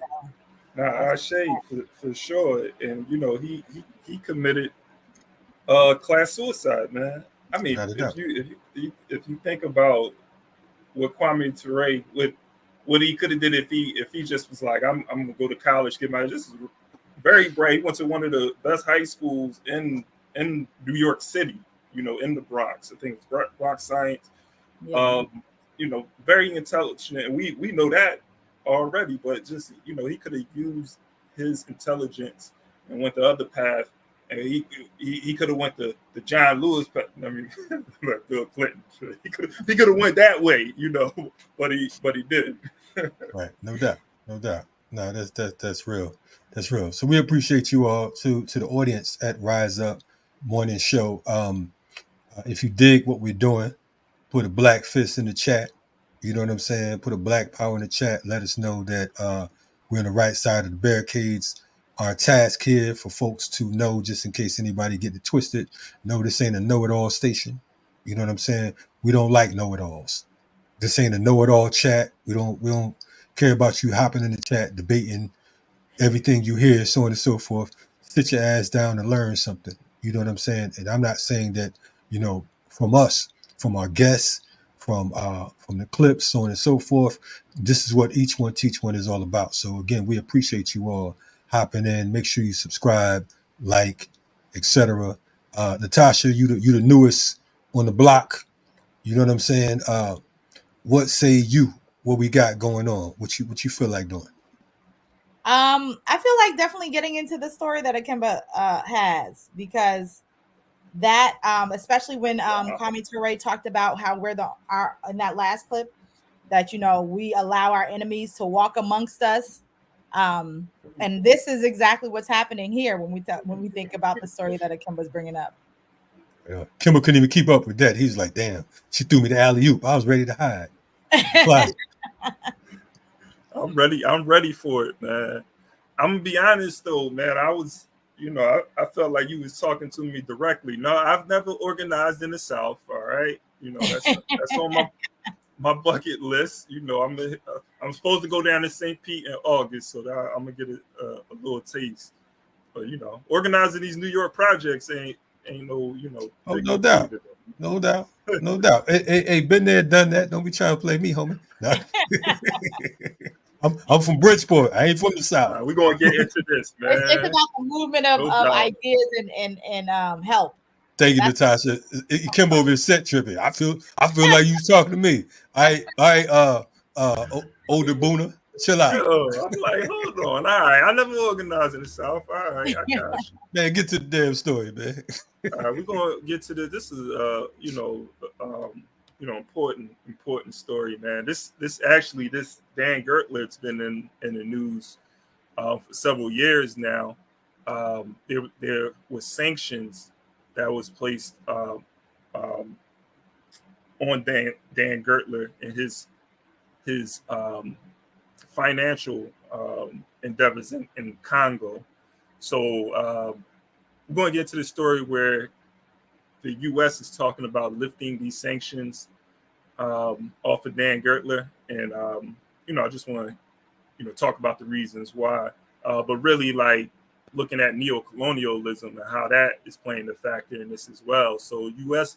demands billionaire Gertler's royalties be transferred to Congo for sanctions relief.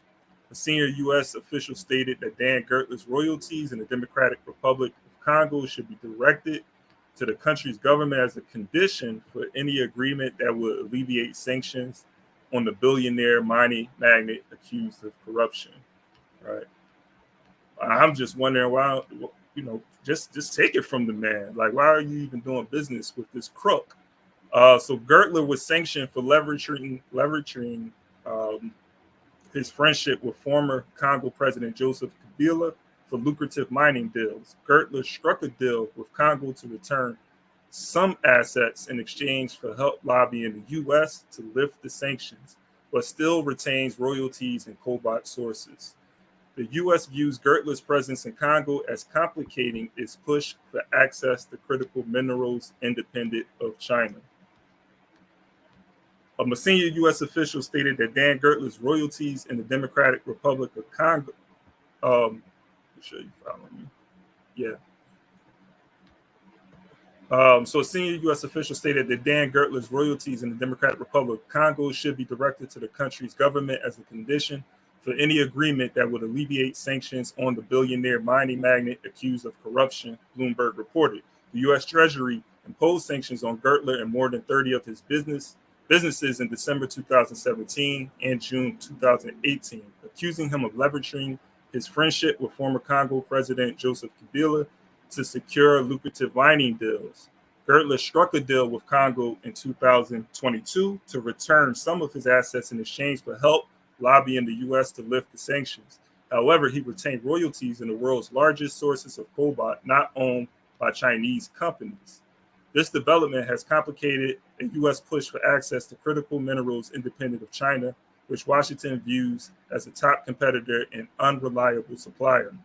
Gertler's continued presence in Congo has made Western firms reluctant to invest in his assets. Amos Hochstein, a senior White House advisor on energy and investment, said in an interview that lifting the sanctions is necessary to open up the assets to new investments that support U.S. interests and benefit Congo and can be reinstated if needed.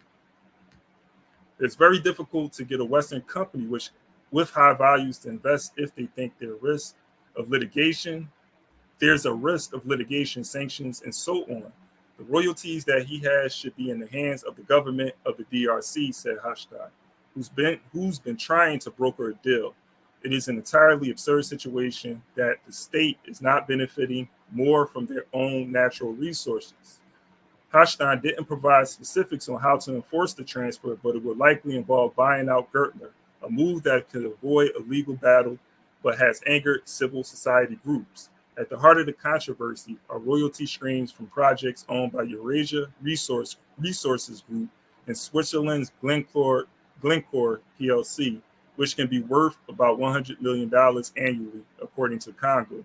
It's not for sale. A consortium of Congolese and international anti-corruption organizations.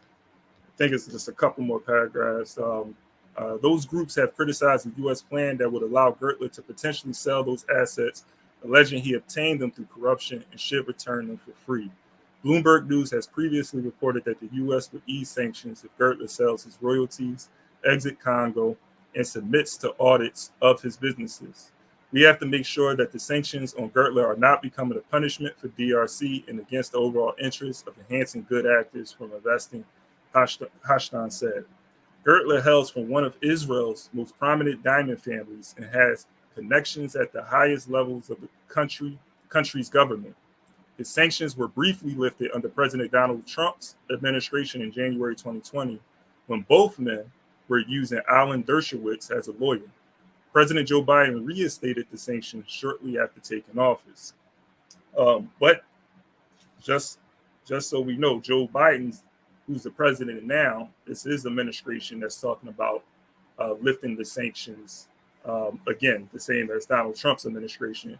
And Donald Trump, as you can see, Donald Trump and this crook right here, Dan Gertler, shared the same lawyer. And this guy, Alan Dershowitz, just so you know, we know a little bit about who he's defended.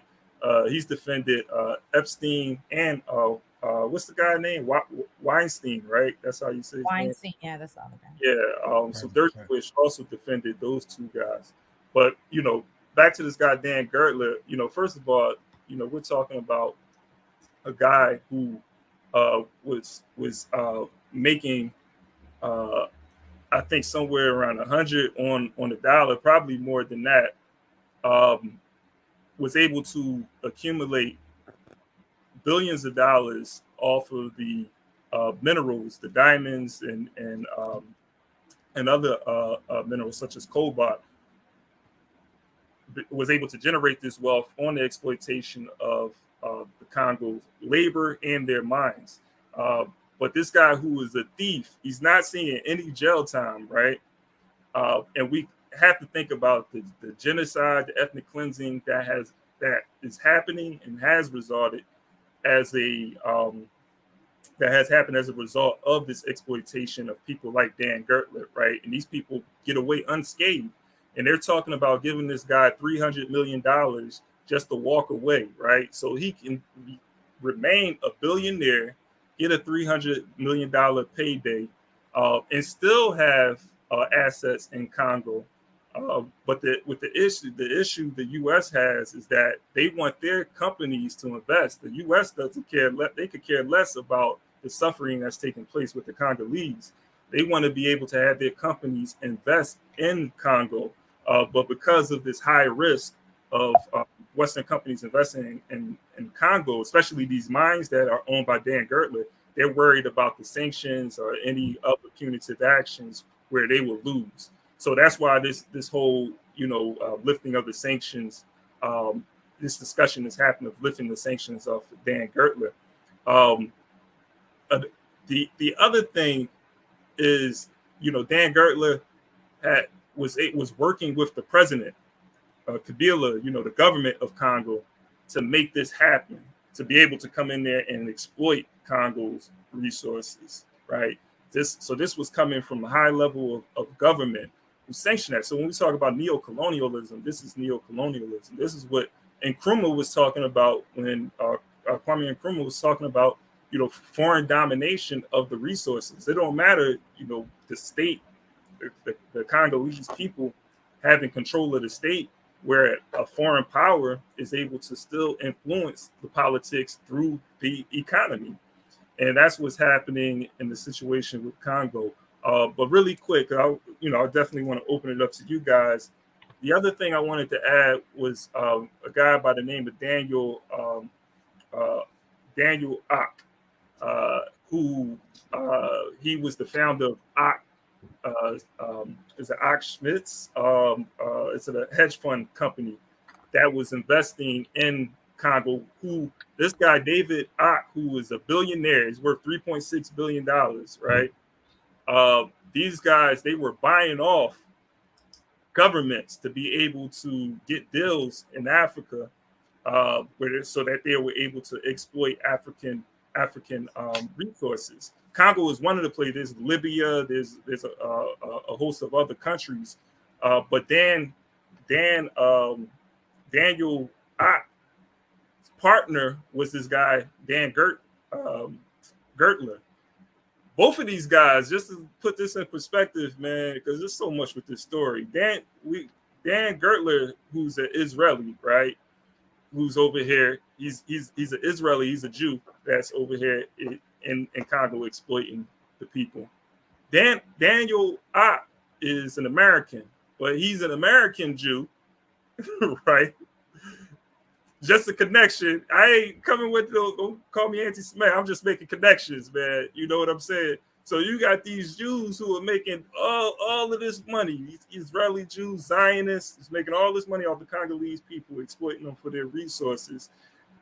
They play. Last thing I want to say, they got the U.S. Department of Treasury fined them the company $400 million for their illegal. I'm talking about Daniel Ox company for the buying off of governments to be able to broker deals and do deals in Africa, right? Was fined $400 million. This is a company that's worth $34 billion. I was doing the math. That's 1%. And I know they don't have to do it all at one time, pay that all at one time. Daniel Ock, the founder of this company, he stepped down. They rebranded the company. The company now, Sculpted Capital Management. Daniel Ock had to pay $2.2 million fine. This guy is worth $3.6 billion. That's less than 1%. He probably paid that all in one. These people aren't going to jail. You know, I had to go to jail for a marijuana charge, man. Like, this is what our people, you know, are going through. So I just wanted to also uplift that, man. And then I was thinking, like, okay, the $400 million that the U.S. government has fined them, where is that money going? Who's spending that money? You know, that's a whole nother conversation. But, you know, there's a lot more I want to say, but I just wanted to bring this to you guys, man. I'm gonna pass the mic, but I want to be fair though. Ikemba said he went to jail for a weed charge, but Ikemba, you had like a truck full of weed. I mean, goddamn, 18-wheeler. Like, you know, I know they're wrong. It's from the earth, but goddamn, Ikemba, you know what I'm saying? Shit, I wish it was that serious. It wasn't even that serious, but you know, but these people, man. Oh, now, you don't wish it was that serious because they'd have buried you. Would have been worse. Yeah. Oh man, buried you in Palestine. Natacha or Isaac, you want to jump on, respond to this wild story that Ikemba just introduced us to? Yeah, I mean, I have a couple thoughts, and I'm trying to, like, you know, not jump around. But one of the things that, you know, amongst what Ikemba said in terms of how, you know, this guy Gatler, is that how you pronounce it? Gertler, you know, was able to maneuver and get these. He brought, you know, when I was doing some research, that he brought his first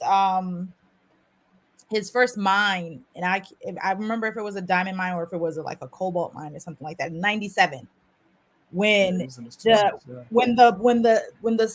he was friends with the son of the president, what's his name, because then when he died, Joseph Kabila. Yeah, Joseph Kabila. And then when Joseph Kabila was assassinated, then his son took over. Joseph Kabila's father. You're right, his father. That's what you're talking about. Yeah, it was his father who was, and so because he was friends with him, he was able to buy, you know, his first mine in 1997, and since then, right? And so even just thinking about like the timeline, and when we're talking about neocolonialism and, you know, the shift, and at this time when all of this instability is going on within Africa, because you have this whole development being pushed, that where they're just making it so that European people from, you know, whether it's America or in Europe or in Israel, are able to go in there and, you know, basically pay off, like you were saying, or, you know, create these friendships that, you know, now you're not looking at these people as your enemy, like Kwame Ture was talking about, right? These are your friends. So therefore you're allowing them to buy up these huge mines where you have a lot of your natural resources that are now going to be controlled in perpetuity by these foreign agents like this guy, because the fact that it says their royalties, that, you know, you have royalties, this royalties game that Europeans love to play to make sure that they continue in perpetuity to make money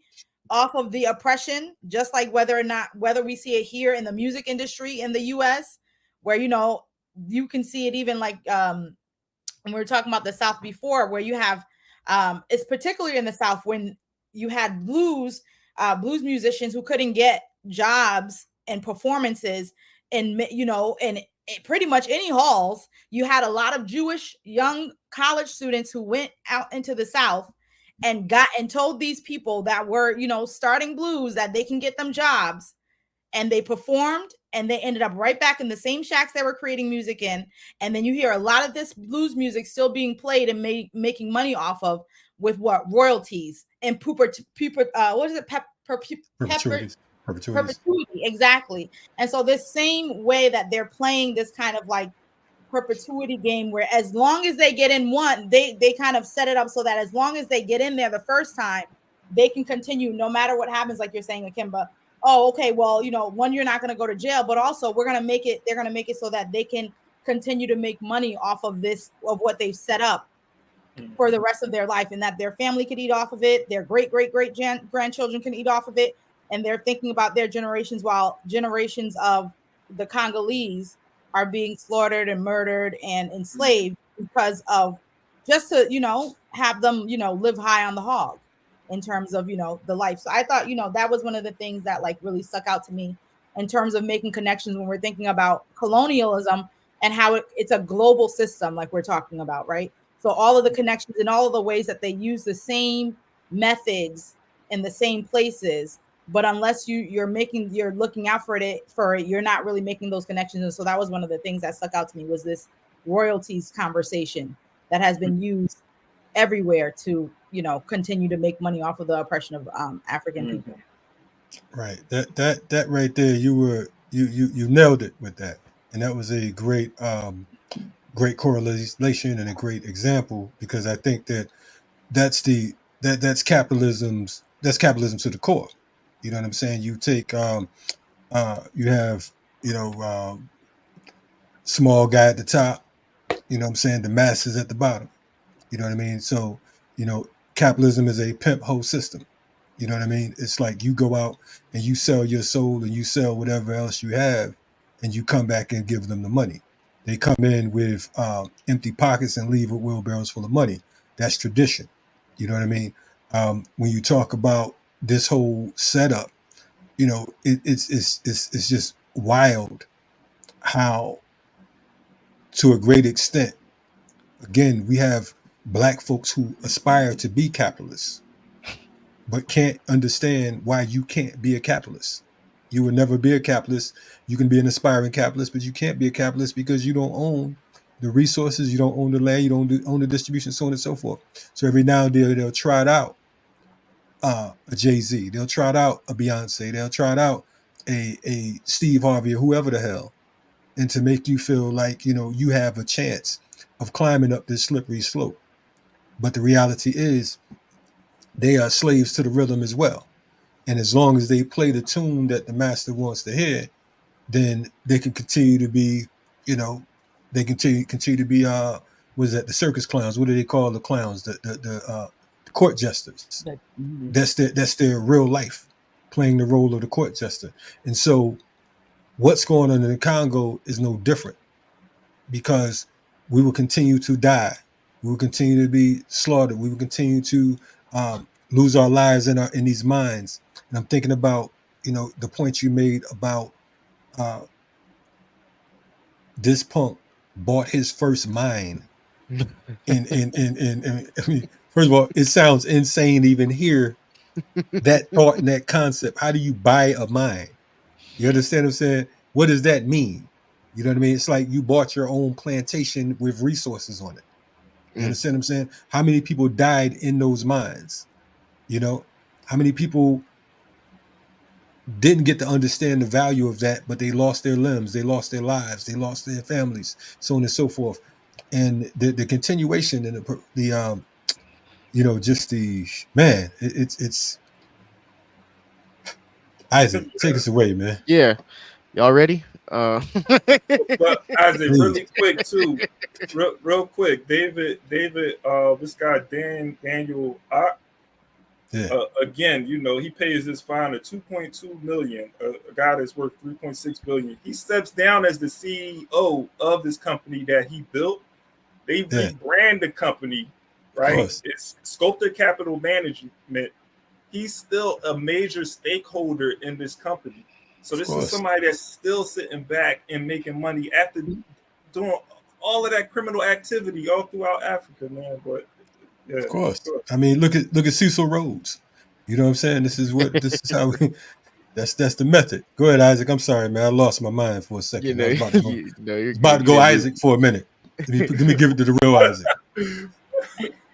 We are living in a time period where, again, Kalonji just stated, it blows your fucking mind to know that homeboy, when he bought his first mine, we live in a we don't live in a society. We live under an occupation and what I'm calling a fucking nightmare. A nightmare to have to wake up to every single day, knowing that every single person who, quote unquote, is an important figure comes from settler colonial genocidal aesthetics. Okay, when we think of Gertler, the fact that that is a primary example to show you that fucking Israel is not a peaceful and never has been, never will be, quote unquote nation. It's an occupation that is ethnically cleansing Palestinian people, and then in part is contributing in reciprocity with the genocide that's going on in fucking Congo. The fact that this is an example to show you right here that someone who is a part of a occupation that is saying that they are being they're being hit by terrorists, they're being there's this terrorist attack, all the while they got their hands in Africa, and so many deaths lay at the hands of that bastard's fucking feet. At the hands of what? For diamonds, for resources that belong to the Congolese people. We had Ikemba talk about a neocolonialism in the context of Nkrumah. This is exactly what the fuck it is that we have individuals that come in, rape us of our resources, rape us of our intellect, of our culture, and then turn it back on us and say, well, we're the problem. No, I think the problem is white hegemony, and we haven't properly addressed it yet. And that's why we have individuals that can buy a fucking mine. Okay, that just blows that in of it itself is fucking ignorant. It's not hard to comprehend. It's ignorant once you break it down, because you again, Kalonji stated, how many people died in that mine? How many people don't understand the amount of resources that are in that mine that belong to the Congolese people, and the fact that this motherfucker just gets to come and buy a plottage of fucking land, and people don't classify that as a primary example of settler colonialism and a contemporary example? Come on now. We live in a sick ass world. Yeah, I'm not gonna lie. This is no lie. I saw the interview with this guy Dan Gertler.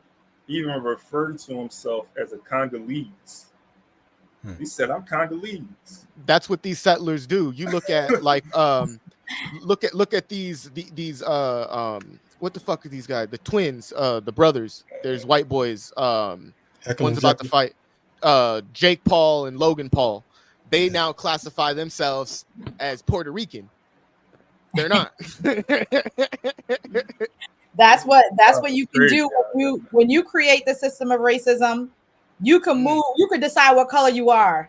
When you can call yourself what you want. But when somebody else calls you out for who you really are, then it just reminded me of the Whoopi Goldberg incident when she was saying like, okay, well, Jews are white, and there was like a whole thing. Well, no, they're not white because they were considered a race.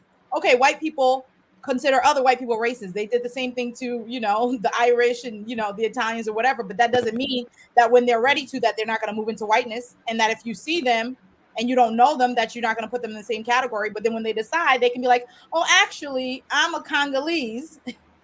Right. That's what I am.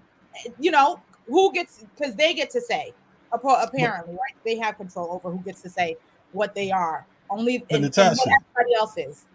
But Natacha, you use Whoopi, whose name is Karen Elaine. Was it Karen Elaine Johnson? Karen Elaine Johnson is Whoopi Goldberg's name. And I saw her talking about why she changed her name to Goldberg. She said because of the fact that no one would hire a comedian named Karen Elaine Johnson, so she put the name Goldberg. So first they would think that she was Jewish. You know what I'm saying? I wouldn't have no problem with her if she ain't married Ted Danson.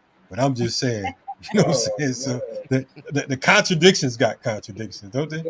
You know what I'm saying? Yeah, she could have changed her name back like a long time ago. There's no need. You're on the door now. Hey, chose man, to continue when you're doing the bidding for white hegemony, for her, there's no turning back. She said, I'm a Goldberg now. I'm a Goldberg. Hey, Who's Johnson? Hey, well, I don't know no Johnson. Maybe that's her master's name. But anyway, shout out to, you know what I'm saying? She paying homage. What y'all want to do?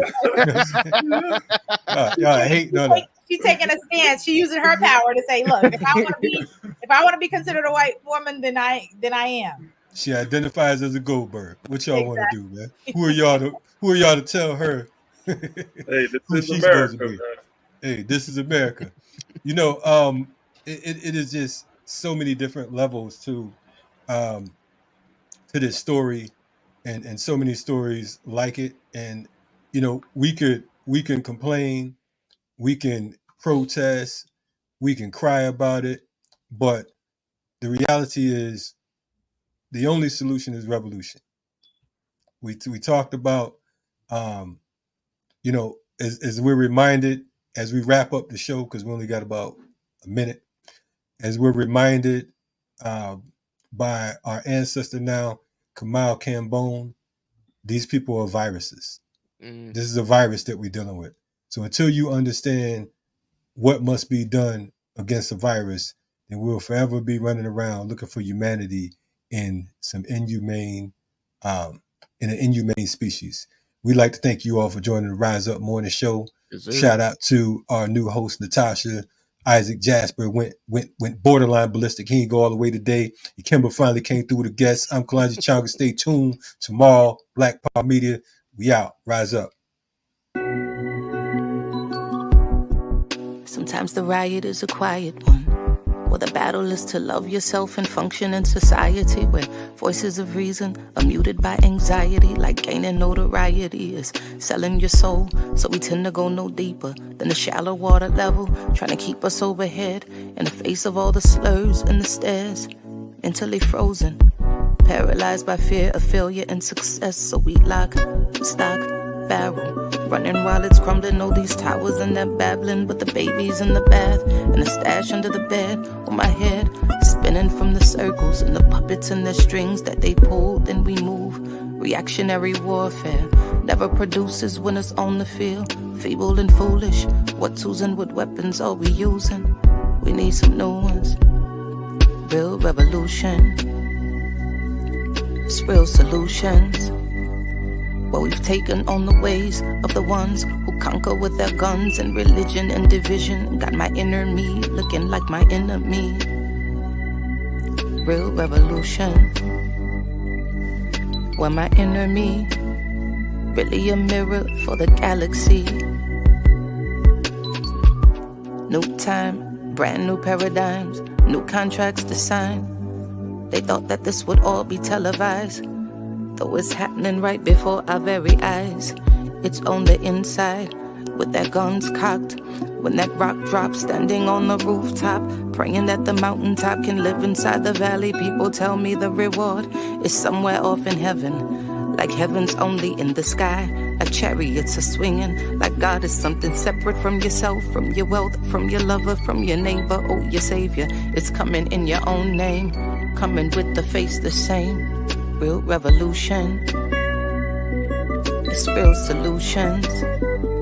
Where we've taken on the ways of the ones who conquer with their guns and religion and division. Got my inner me looking like my enemy. Real revolution. Where my enemy is really a mirror.